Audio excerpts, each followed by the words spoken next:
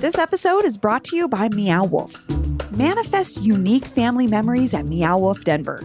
Quantum travel is the most comfortable way for Earthers of all ages to explore a playground of imagination.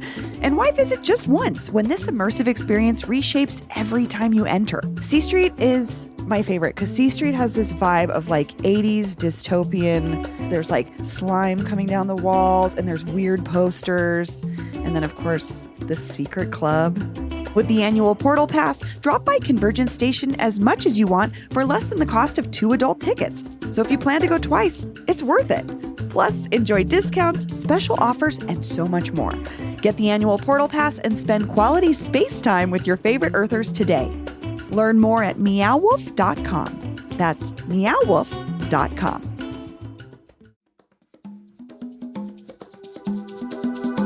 Today on CityCast Denver. The United States House of Representatives passed a bill yesterday that would compel Chinese company ByteDance to sell TikTok. And if they don't, to ban it from American app stores. That would be a geopolitical punch in the nose, but Denverites would feel the effects too, since so many of us love the app and are building careers on its algorithm. Colorado Senior Senator Michael Bennet has been leading the charge to crack down on TikTok, and he sat down with me last spring to talk about why. Today is Thursday, March 14th. I'm Bree Davies, and here's what Denver's talking about.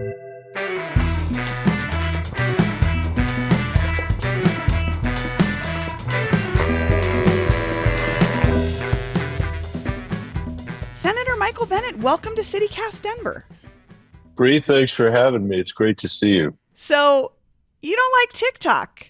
Is that? I don't like TikTok so much. That is true. That is a true statement. Well, you recently called for TikTok to be removed from Apple and Google's app stores, that's a big ask. Why? There are two reasons really for me. One is I'm a member of the Intelligence Committee in the Senate, and I've become more and more concerned over the years about what it means to have this massive social media platform that a third of American citizens are coughing up their data when it is a platform that's not even owned by anybody in America. It's owned by Beijing. And ByteDance, which is the parent company of TikTok, is subject to all of the data rules that the Chinese Communist Party has in place. And that includes a responsibility to disgorge any data that the Chinese Communist Party decides they want TikTok to disgorge. So I think that's a real national security concern. I think it's a real concern of a lot of people in America about what could happen to their privacy. And it's also, very clear to me that this is another instance where, the Chinese government is willing to troll us, and is unwilling to allow the United States to have reciprocal access to its citizens. And that may not be the biggest point that I'm making, but I think that's a very important point. The second point is that my wife Susan and I have raised 3 daughters in this era, and I am very aware. I think that most of us are who have spent time with young people. I was the superintendent of the Denver Public Schools before I was in this job. And we know that there is an epidemic of teenage mental health issues all across the state of Colorado and all across this country. And I think there's a deep concern on the part of students and young people, as well as parents, that a complete lack of negotiation with TikTok or, frankly, the other large digital platforms over the economics of these platforms, our right to privacy, the way the algorithms drive people in certain directions. We've never had a negotiation with TikTok about that, or with our large national digital platforms about that. And I think that's something that's long, long overdue. Something interesting, I think, though, that we're talking about is I've been on social media for 20 years. I've willingly participated and given all of my data to that space. And TikTok is interesting because we see aspects of people's lives from the moment they wake up. And so I wonder, what do you think about the fact that we give this to TikTok? I think that's a great point and something that we should debate. Really, the most valuable app that I have, and it's changed my life for the better. is Google Maps, and it matters a lot to me when I am coming back to Denver from Colorado Springs, or I'm coming back to Denver from Fort Collins, and I'm sitting in that horrendous Friday afternoon traffic, which is horrible, horrible, and is a serious pain point for me. I no longer am asking myself, is there a better way? Is there some other route that I can take? I know that Google Maps is my North Star, or Waze, if I'm using it, is my North Star. I don't have to question the direction that we're going.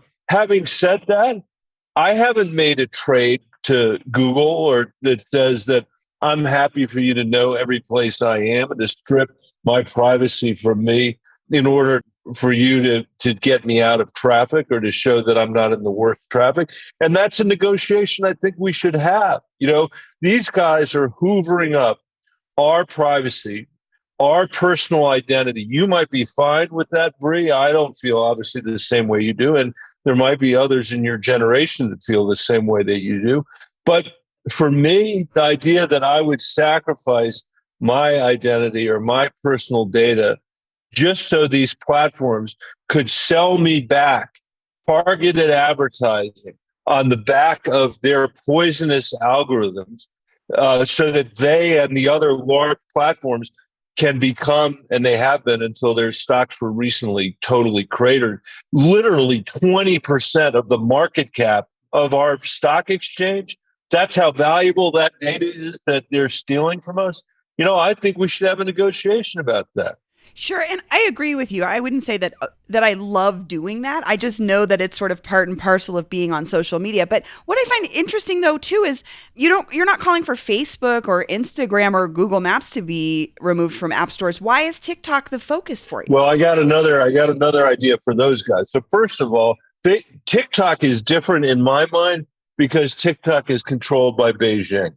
And we already know that Beijing has affected the algorithms of TikTok so that you can't find out the truth about the Beijing's takeover of Hong Kong. We know they're adjusting the algorithms so you can't find out the truth about what the persecution of the Uyghurs looks like in China. We know that they are doing the same thing with Taiwan. And by the way, it comes up in town hall meetings that I'm having when I hear people repeating the propaganda that Beijing is hoping that we'll repeat about Hong Kong, for example. So that is why TikTok, I think, is a special case. And I continue to believe it is a special case. So let's draw a line around that for 1 second and just say, at least in my mind, TikTok is different. For the other ones, I have deep concerns as well. But look, I can tell you, there is virtually nobody at Facebook who understands the algorithms that Facebook is directing toward, middle school students and high school students in America. And Facebook has commissioned study, after study after study that raises the question that this is causing mental and emotional harm. Right. Mark Zuckerberg knows that Instagram impacts young people's mental health, and they have not changed a thing about it. Exactly. They haven't changed anything. And they haven't changed anything in part because, to go back to my earlier point, the American people have been in no position to negotiate with Mark Zuckerberg over anything.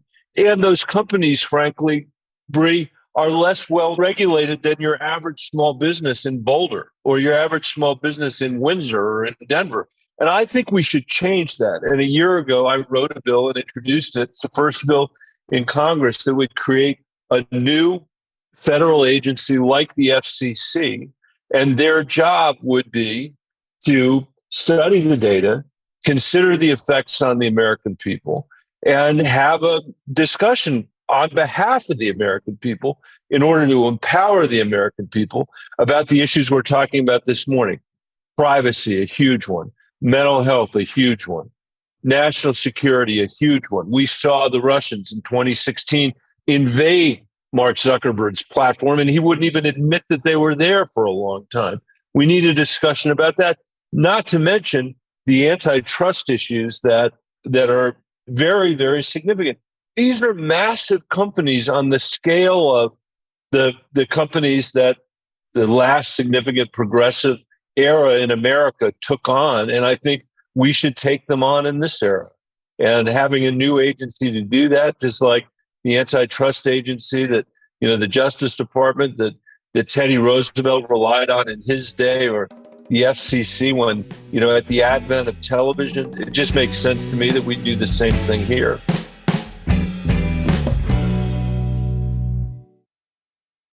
Shipping can make or break a sale, so optimize how you ship your orders with ShipStation. They make it easy to automate and manage orders no matter how big your business grows. And they might even be able to help reduce shipping and warehouse costs. So optimize and keep up your momentum for growth with ShipStation.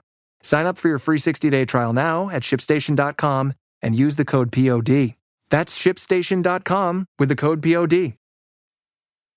I want to go back to what you were talking about with the Chinese government. And I wonder, can you talk about what your concerns or worries are about how the Chinese government will use our data? Yeah, there already is evidence that they've taken stripped data from Europe and taken it back to Beijing. I had a meeting last week or the week before with the CEO of TikTok, and he said that was true, that reporting was true. So first of all, we have an instance where the data from the Western world has gone back to Beijing.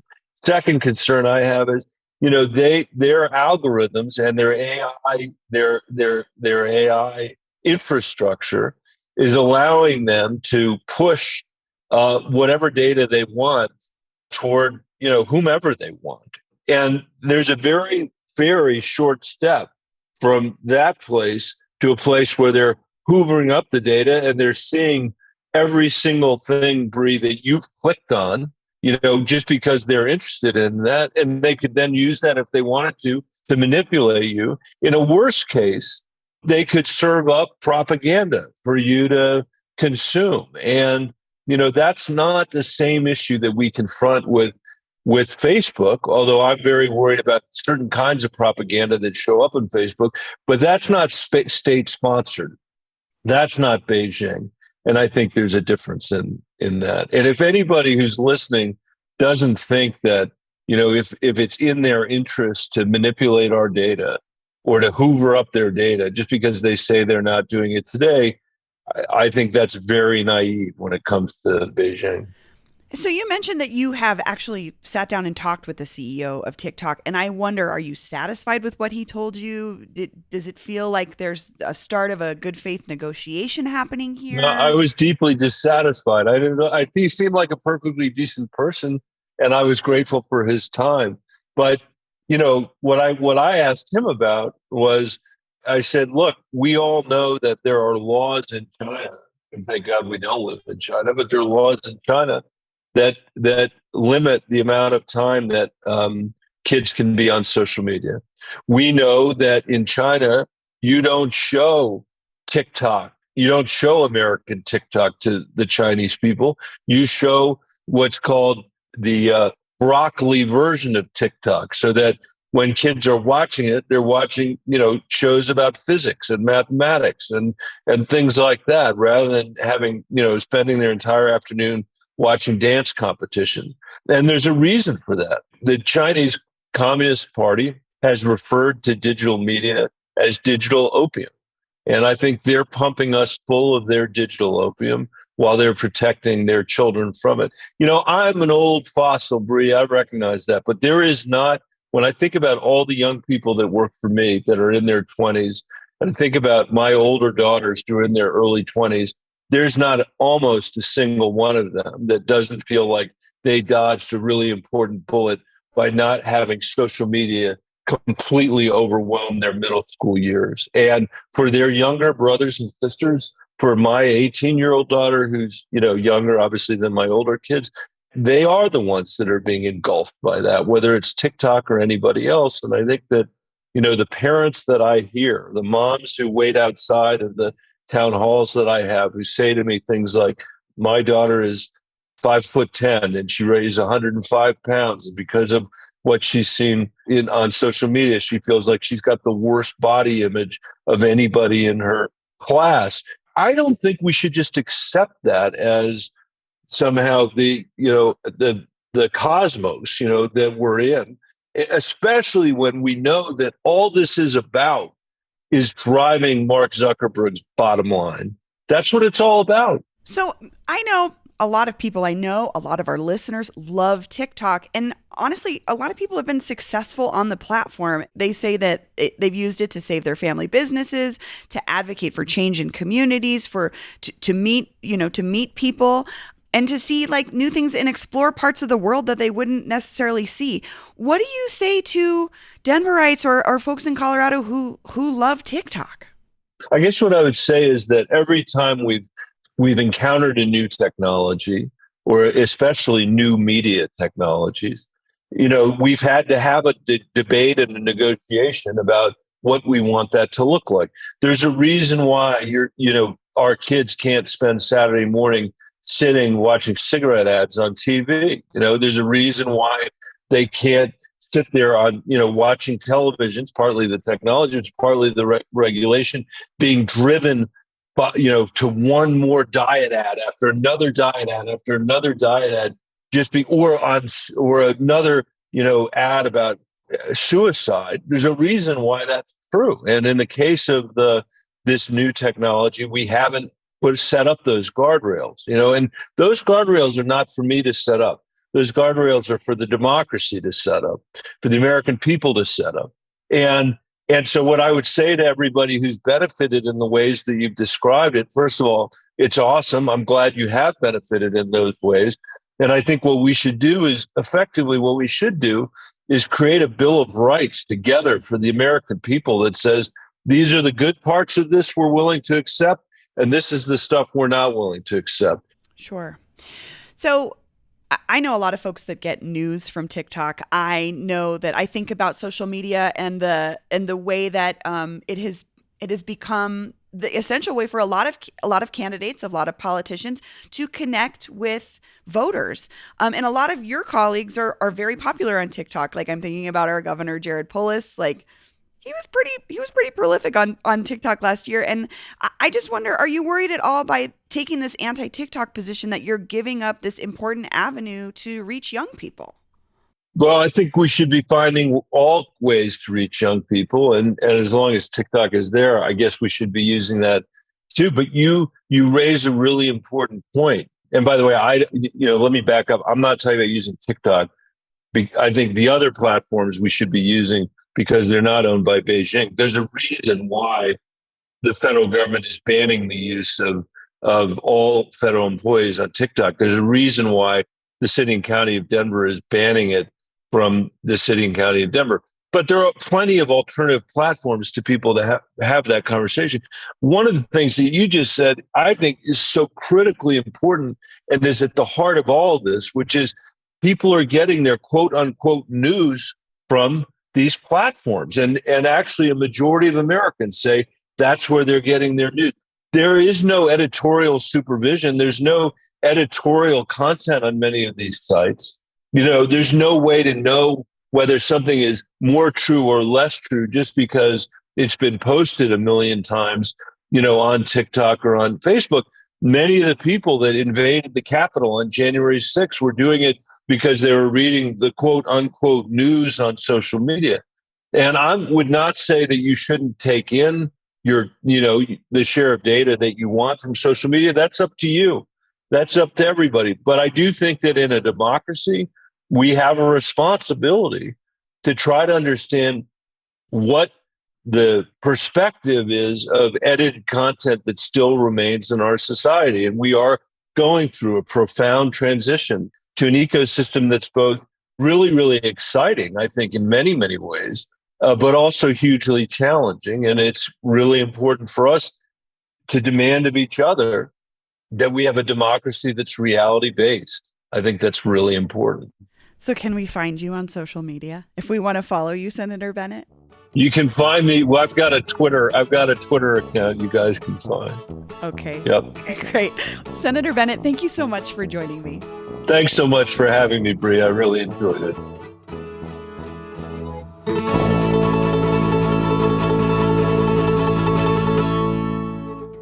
I hope that was all right. Thank you. That was great. Thank you.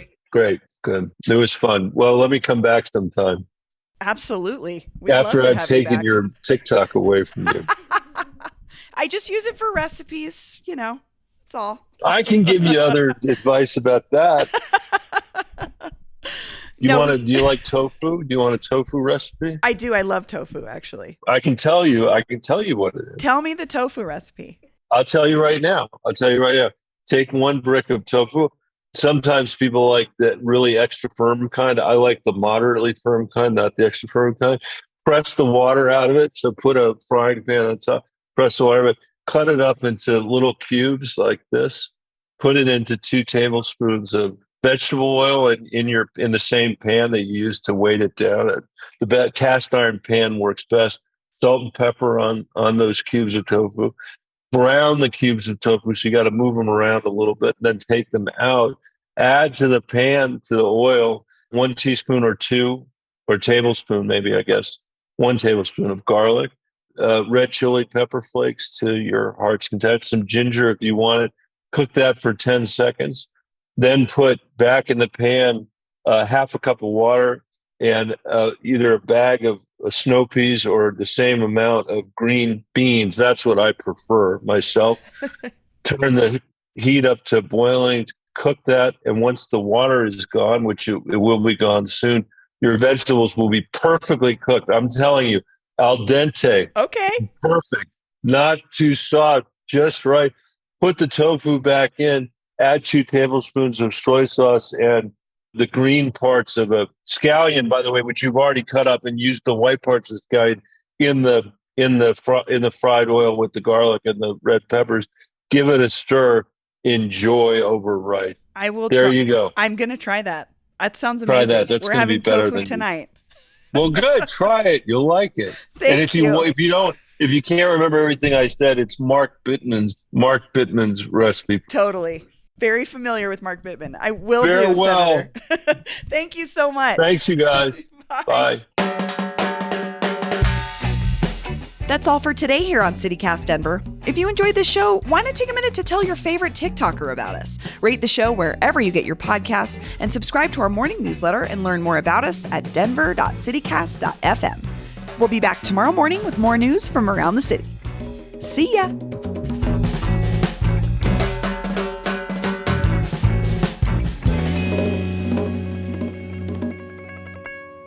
I prefer Tic Tacs. I'm an 80s gal. Orange.